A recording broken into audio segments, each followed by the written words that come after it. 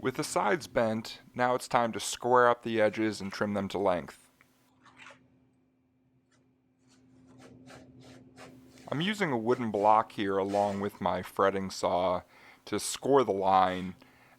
These sides are less than 1/10 of an inch thick, and so I didn't want to use power tools or anything. And although you can see I'm struggling a little bit with the holding, ultimately it works out. So I put it inside the mold here just to align the one side up so that I can mark the other side for where it needs to be cut.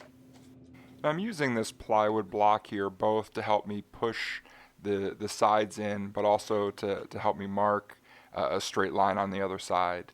One great property of plywood is that it's very stable, and if you use a factory edge, it's going to be straight. So again, I'm going to repeat the process for the other side to trim it to length.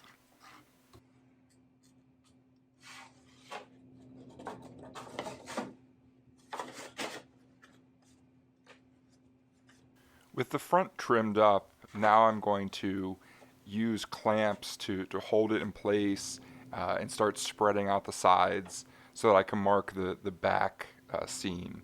And what I'm looking for here is to get a cut that's so close to perfect that when I actually cut it, the sides will snap into place, pressing the sides outward into the mold.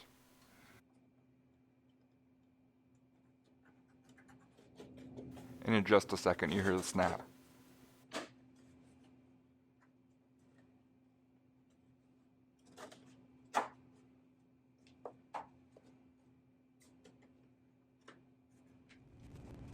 With the sides trimmed, now I'm taping them together.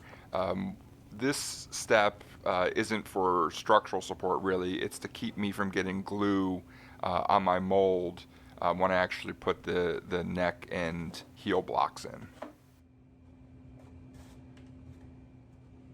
Now I'm just checking the sides to make sure they're square to the mold before I start gluing the neck and the heel block on. This process will fuse both sides to one another and start to add to the rigidity of the outer rim. I turned the mold on its side because I could notice that the clamps I use are somewhat heavy and are actually bending the sides, and so I turned it sideways, clamped on both sides to try and keep the sides from twisting.